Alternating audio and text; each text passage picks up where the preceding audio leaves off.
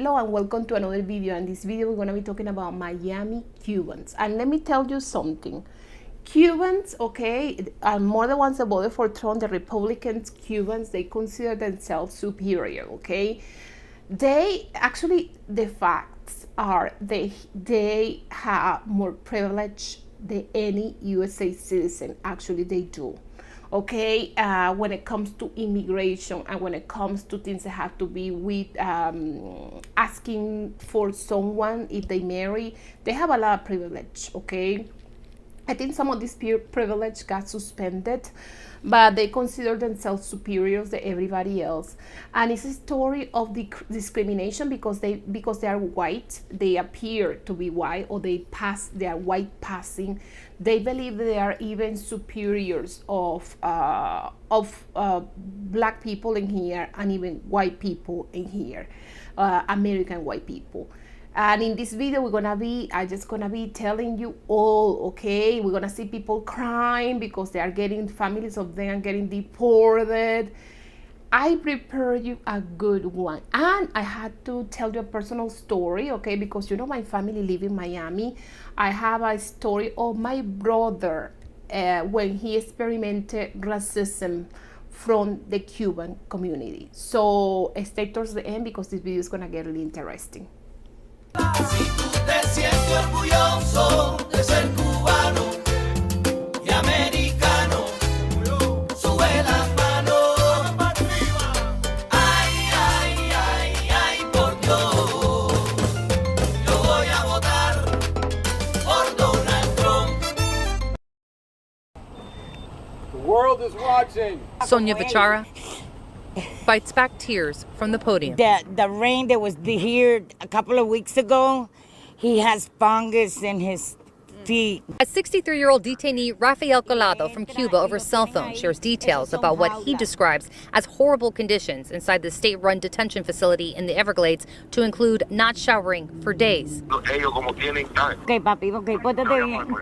Yanesi Fernandez Silva says her 35-year-old son, Rafael, father of a 2-year-old daughter, has been transported to a South Florida hospital twice since being here, calling the medical services at this facility dangerously inadequate. Immediately after the surgery, he's back in here. This is for animals, she says, not people. The mosquitoes are unbearable. He says they will not let you sleep. His wife says it's like he doesn't even exist, only knows that he's there because he's able to call her.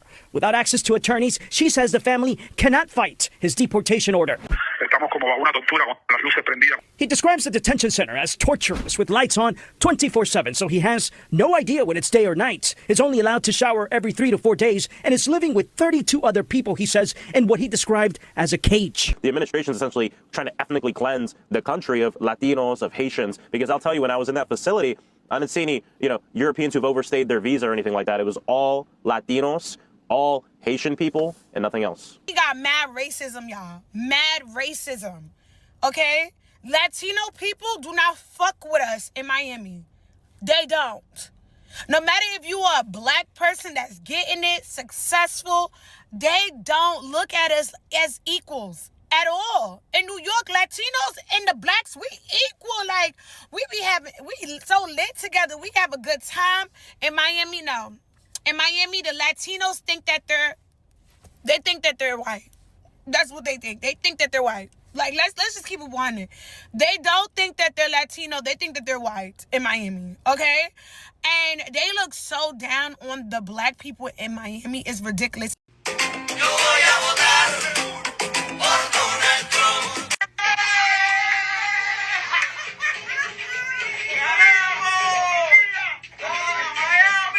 Trump administration says that as soon as next month, they're going to be ending the legal status of more than 500,000 migrants from Cuba, Haiti, Nicaragua, and Venezuela. If they don't leave before losing that status, they could be targets for deportation. So these migrants were allowed into this country legally under a program from the Biden administration. If there ever was a definition of fuck around and find out, we have just found it. Where are my Miami Cubans at, huh? Where are you guys at? Because you guys were loud and proud back then. Where are you at now? He had you all fooled, saying that the deportations were only for the bad people, the unalivers, the grapists, the ones bringing drogas into the country, right? He had you guys so fucking fooled. It was only the bad people. And now you guys fucked around and found out because you voted him in, and now look it. Y'all thought because your skin was light enough that you were going to get away with the deportations. But now that it's affecting you all, you're all on the internet boo-hooing and crying. Why are we going back to this country? Why are you sending me back? I did this the right way. He doesn't give a shit. When are you going to learn? If you're brown, if you speak Spanish, he wants you fucking gone. Gone. And now you fuck around and you found out. Yes. Miami Cubans, I don't want to say that they are all, but they are all extremely racist, okay? I had to tell you a story that happened to my brother. My brother, he's married to a Latino woman, but she's really white. She's blonde, she's white. So she appears like she's an American citizen. She appears like she's white from here. And my brother is almost the same skin color than me, maybe a little bit darker than me. So they was looking for an apartment in Hialeah. This is a famous place in Miami, Hialeah. There is a lot of Cubans in there. And the Cubans, okay, it used to be, and I'm telling you this story was maybe like 20 years, maybe more than 20 years ago, maybe like 30 years ago. Okay, remember when the Cubans came here to the United States, they put the law, the Jim Crow, with each other, okay? They would not take in their neighborhood any black people, okay? In Hialeah, it was a place that you cannot, no black people can live, only white Cubans, okay? So my brother went to try to find that apartment, and the lady that was just renting an apartment, my sister-in-law came and talked to the lady, and my sister-in-law is like white, okay? And she, oh no, yeah, no problem, let's get ready to sign the contract. And my sister-in-law said, oh, I had to bring my husband because he's not here, but I had to bring my husband for I can sign the contract, and for we can live here. And it came today. They talk over the phone. Okay, the lady said, yes, I have the apartment still available. I've been holding it for you can come and sign the contract. When she got to the place, my brother was in the car, and my little nephew, okay, he's biracial. Then my little nephew, he looks more towards dark. And then when he saw my brother-in-law, the lady just told him, my brother, the lady told my sister-in-law in her face, oh, I'm sorry, I rent the apartment. Someone just called me and I just rented out.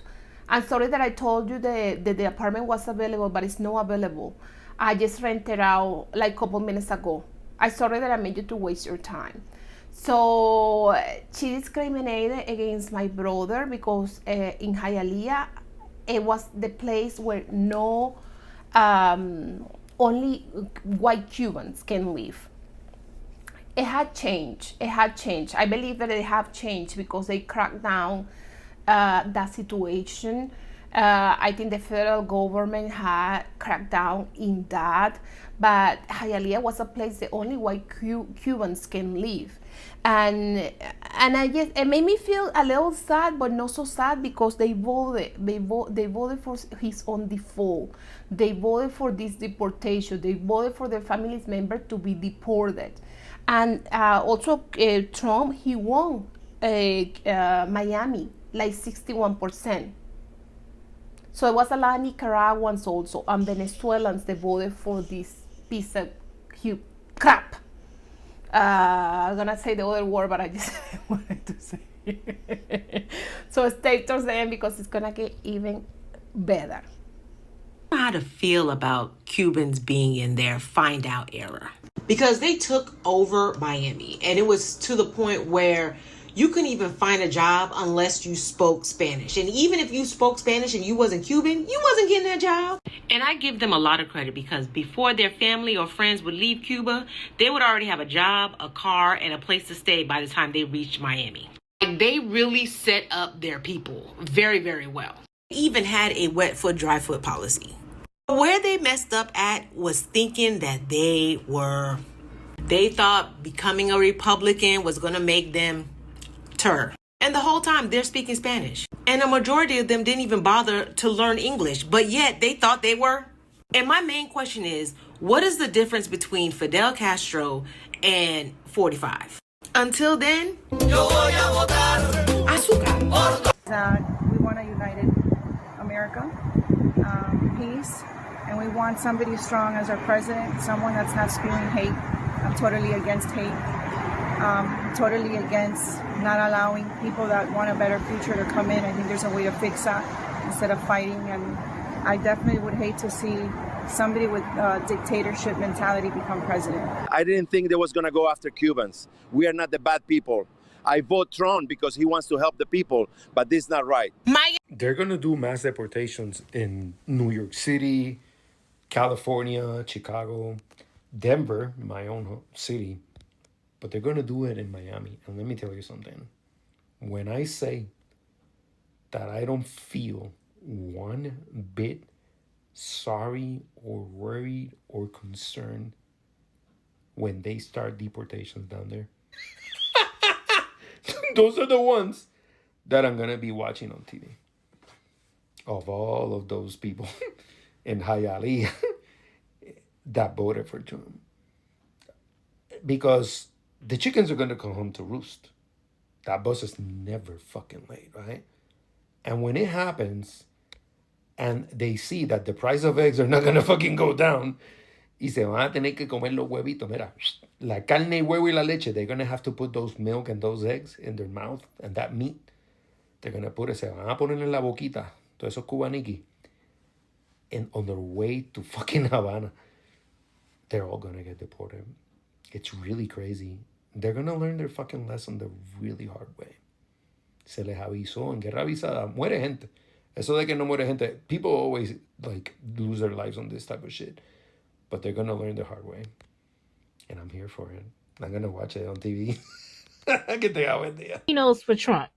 Specifically, Miami Cubans for Trump. Bring your ass. You bitches on my docket today. Y'all are the definition of political pickies. You're so eager, like ready, willing, and fucking able to go from one dictator to the fucking next. Now, I know y'all not systematically accustomed to freedom, but trust me, it's a good thing. Now, when it comes to you white presenting Cubans, I can understand, whether it be you naturally look that way or, you got the work done. I can understand your delusion in terms of, having proximity to whiteness and thinking that you're going to get a seat at the table. And while you may get a seat, it is with the express understanding that the moment you act familiar, them envelopians gonna put you in your place quick, fast, and in a motherfucking hurry by letting you know that you're simply a guest. But again, you look the part, so I can understand.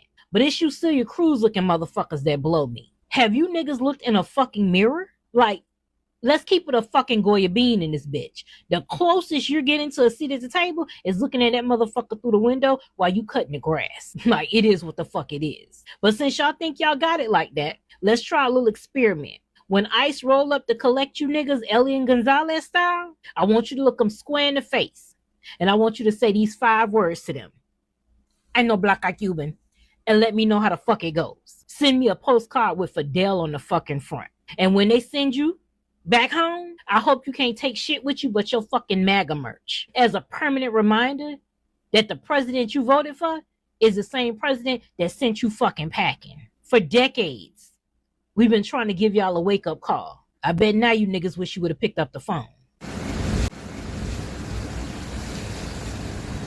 ¿Por qué están arrestando personas inocentes que solo huyen de una dictadura, de una tiranía asesina comunista? Tras la detención de la joven cubana Laura de la Caridad González Sánchez, líderes del movimiento anticomunista I-220A expresaron su apoyo. Como movimiento legal en el estado de la Florida, necesitamos por favor que se tomen en cuenta que si no hemos cometido crimen, que tenemos nuestras vidas organizadas, nuestro asilo pendiente, que por favor no tenemos por qué vivir con este terror.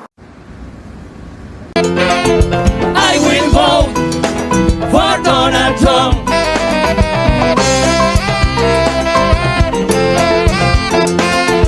I will vote. Raise your hands, come on. For Donald Trump.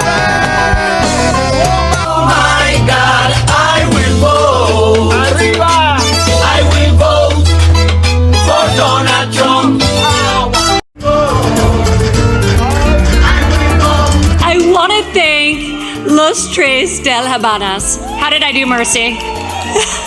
For their incredible performance. Nosotros lo hicimos porque nosotros queríamos. A mí nadie me pagó un centavo. A mí nadie me dijo que esto iba a ser beneficioso, ni siquiera que iba a Oh my God, I will vote. I will vote for Donald Trump. That's what y'all did. Those people didn't even get paid to do that. That's crazy. The wordplay that the GOP specifically used in Florida, especially Miami, on Venezuelans and Cubans is unreal. They told you guys that they're only going after the criminals. You guys are the criminals. When you come to this country illegally, that's the crime. But what you do is you seek asylum because you're saying you're running away from a very bad government. But you still have to get here to seek asylum. And when you seek asylum, you give your name, where you're living, where you're working. That's how this works. So that's what they did. They didn't go around trying to find a bunch of illegal immigrants everywhere because that's difficult to do. Apart from the farms and the construction sites, it's hard to find illegal immigrants in the country. They don't leave a paper trail. But people that seek asylum do. And that's why they went to y'all houses in Miami and picked y'all up because they knew where you were at. Your paperwork wasn't completed. But hey, I will vote for Donald Trump. You voted for your people to get deported because he don't give a shit what you look like. Y'all could look white. You can have the proximity to whiteness. But you are from Cuba and he don't give a shit. So thoughts and deportations. Oh my God, I will vote. I will vote for Donald Trump. Y'all stand 10 toes down in your vote. Don't start bitching now.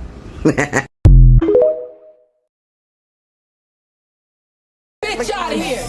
Get that bitch the fuck out of here now. I just heard the news about the humanitarian protection being canceled.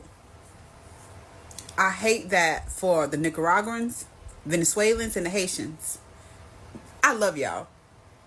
I'm from Fort Pierce. I love y'all to pieces. And I rock with y'all. Baby, whatever you need me to do, you let me know what I can do to help. But them Cubans from Miami, y'all can get the fuck out of here. You ain't never heard me talk about going to Miami to visit. All my family from that area is gone from Miami. The only time I go down there is to shop and to eat. I don't fuck around with South Beach. I don't fuck around with Miami Cubans. They turn Florida red. They racist. And I tell every group of young kids, do not go down there supporting their business because they don't fuck around with y'all. They don't like us. To my Latins for Trump. Look what he...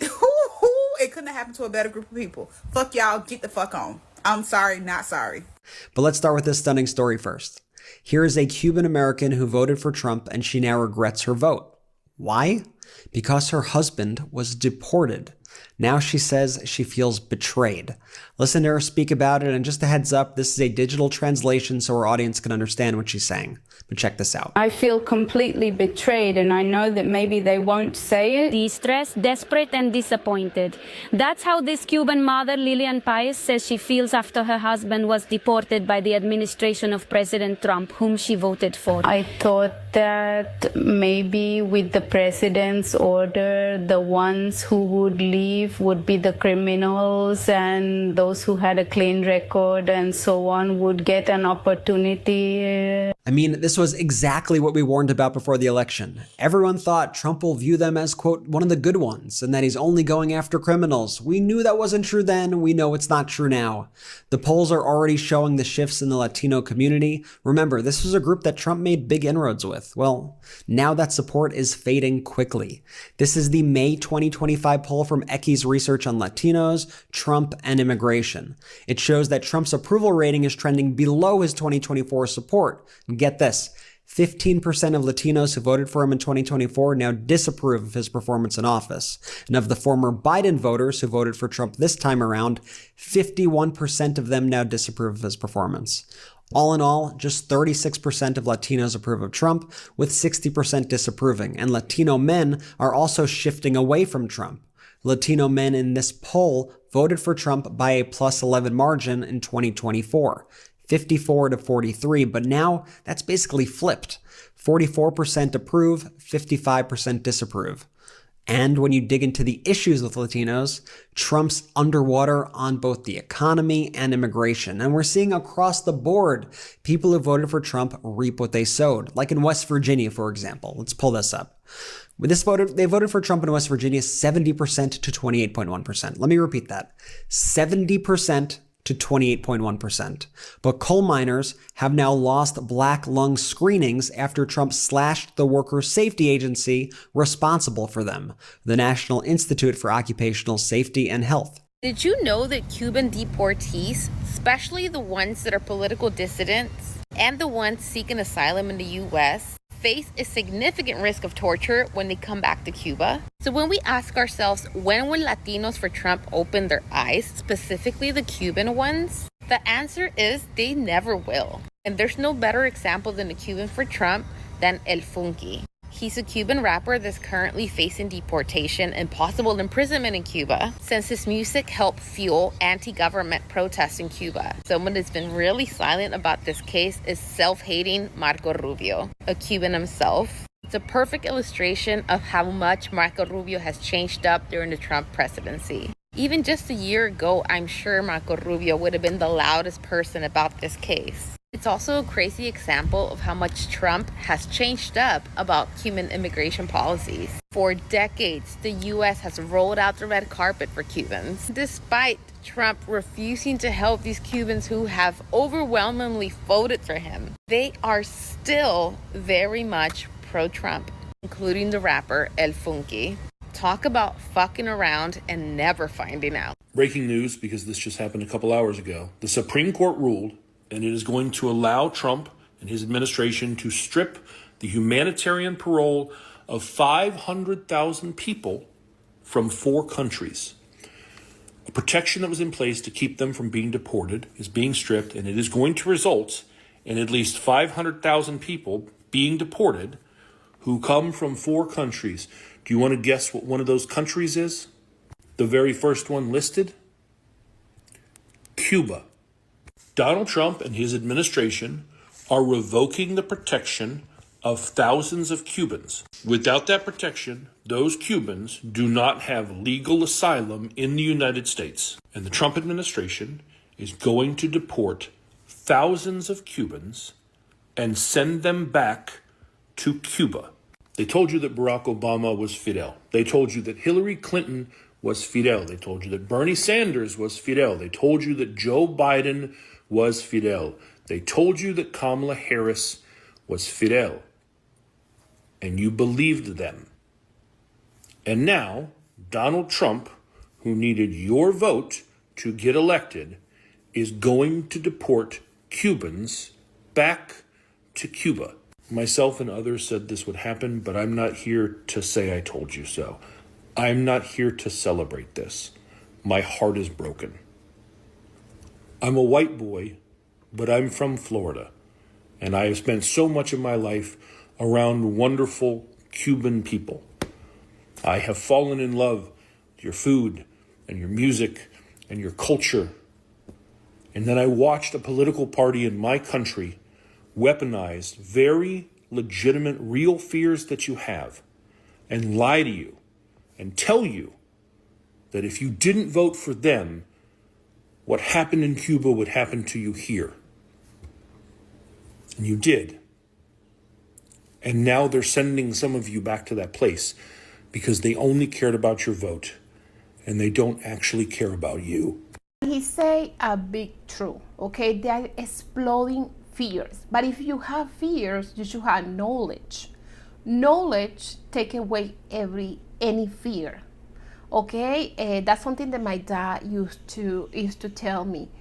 Knowledge replaces fears. Okay, if you have fear that this is gonna happen or this is not gonna happen, just make sure that you educate yourself in something and make sure that you have knowledge, because sometimes the fears are based in something that is just the poof of the air. Okay, and I just cannot even recognize that these people is so fearful, okay, with socialism, communism, and they can put a dictator in power. Okay, so you don't know how to recognize how a dictator look like, how dictator sounds like. Okay, they always sounds the same thing. The enemy with the enemy with them, with the enemy. I cannot say that word. The enemy, they with them, and also they always look at an enemy on the press. It's always gonna be a dictator. It's always them against us. Dictators are always, most of the time, they are criminals, okay? And they are running because they are trying to get away from going to jail. This is a true thing. It always happens when you just have a dictator in power. When you get a dictator in power, they are, most of the time, they are criminal. They are just running for, they just don't go to jail. It's always them against us. In Venezuela, you guys know that I'm from Venezuela. In Venezuela, Chavez was, okay, the rich people against the poor people, and he was rich himself, so it doesn't make sense. He was making like the thing that like, oh, we in this country, poor people been poor for so long, and people cannot get ahead, and like, you are getting ahead. You was poor yourself, and now look at you, how rich you are. You just having the opportunity to be a president. They will do things that doesn't make sense. The people, they do use critical thinking. The things the dictator do and talk, it will not make sense. Most of the time also, I don't know what I have to be with that, but most of the time they are pedophiles. They are pedos. Actually, I shouldn't just say that word.